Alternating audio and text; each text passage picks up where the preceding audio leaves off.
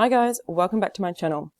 Today we're going to be looking at dominance matrices and how dominance matrices can be used to rank players in situations where counting the number of wins and losses does not define an overall winner. So for instance, a round robin scenario where players play equal number of games and verse each opponent. Dominance matrices can be set up in different ways. So most commonly we usually give 1 to a player who wins and 0 to those who lose. The number of wins across a row is then added to give the dominance vector, and that dominance vector can then be used to rank the players. We can use this information graphically, and that's called a digraph.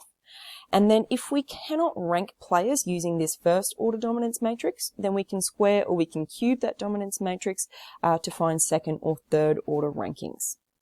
Let's have a go at this worked example here. We want to rank 4 badminton players, Oliver, Benjamin, Sally, and Millicent. In past matches, Millicent defeated Oliver and Sally defeated Benjamin, Benjamin defeated Millicent, and Oliver defeated Sally. So we're going to start off by constructing a digraph to represent this information. First thing I'm going to do is, since I have 4 players, I'm going to put this in like a diamond or a square shape here. And I'm just going to use the first letters of each of their names in our diagram. So we have Oliver, we have Benjamin, we have Sally, and we have Millicent. When a player defeats another player, we're going to use an arrow to represent a defeat. So for example, Millicent defeated Oliver, so we would write that as Millicent defeated Oliver. So on our digraph here, we're going to put an arrow from Millicent to Oliver, since Millicent defeated Oliver. She also defeated Sally, so we're also going to draw an arrow here because Millie defeated Sally. Okay, so next we have Oliver and Sally both defeated Benjamin. So Oliver defeated Benjamin and Sally defeated Benjamin. Second to last, we have Benjamin defeated Millicent. So Benjamin defeated Millicent, and then Oliver defeated Sally. So this digraph can actually be really useful in helping us to now create our dominance matrix. So we're going to start off with our first order dominance matrix, and we're going to use that to see if we can rank the players. However, the question has asked us to use second order influence, so that suggests to me that a first order matrix is probably not going to be sufficient in order for us to find a ranking. I've started to set up my matrix here. So what we're going to do, we're going to go from one player to the next. Now, one of the key features of a dominance matrix is that you cannot verse yourself. So automatically we're going to assign that as 0. So here we have Oliver versus Oliver is our 0, Benjamin versus Benjamin is a 0, Sally versus Sally is a 0, and I'm going to call her Millie. Millie versus Millie is also going to be a 0. So this diagonal of zeros here is a really key component of dominance matrices. Alright, so using our digraph now, we're going to complete our first order matrix. So starting with Oliver, we can see that Oliver defeated Benjamin. So going across this row here, I'm going to write that Oliver defeated Benjamin by placing a 1 in this place here. Next, Oliver defeated Sally, so we're also going to write a 1 in this column here. Lastly, Oliver was defeated by Millie, so since Oliver was defeated by Millie, we're going to write a 0 in this column. Moving on, we're going to look at Benjamin now.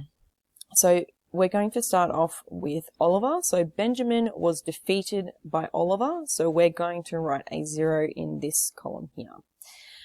Next, we're going to look at Benjamin and Sally. So Benjamin was defeated by Sally, so again, we're going to write a 0 here.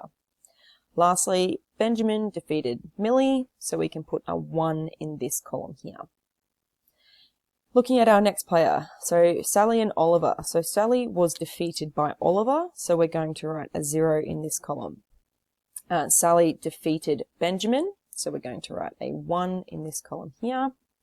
And then Sally was defeated by Millie, so we're going to write a 0 in this column here. Now lastly, we've got Millie. So Millie defeated Oliver, so we'll put a 1 in this column. Millie was defeated by Ben, so we're going to put a 0 in this column.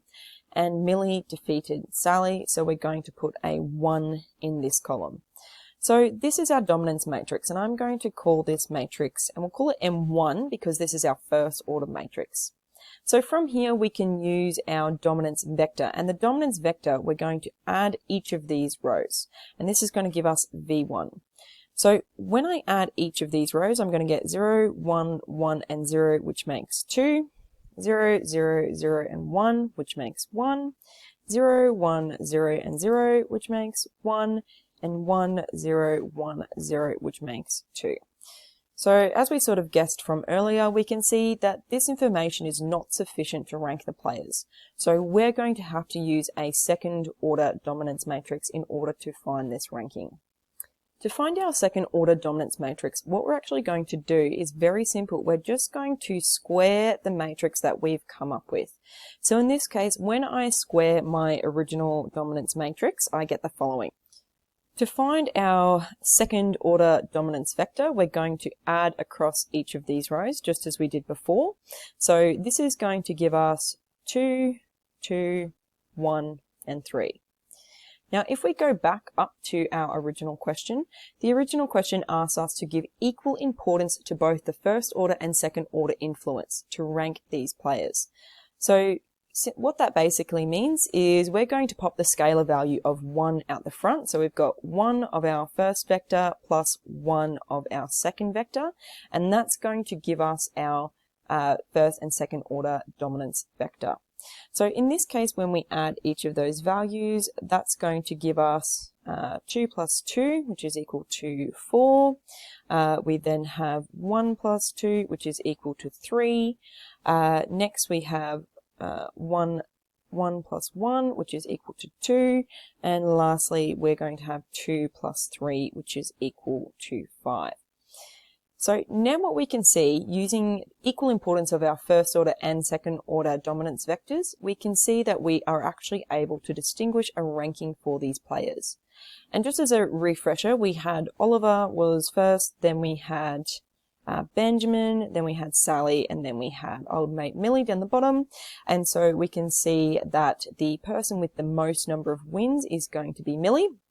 So Millie is going to be our first place winner. Second place winner is going to go to Oliver. Third place is going to go to Benjamin. And last place is going to go to Sally. Oh, that's about a nice word there. Okay, so that's how we use dominance matrices with different orders in order to rank players in round robin type games. See you in the next one. Bye guys.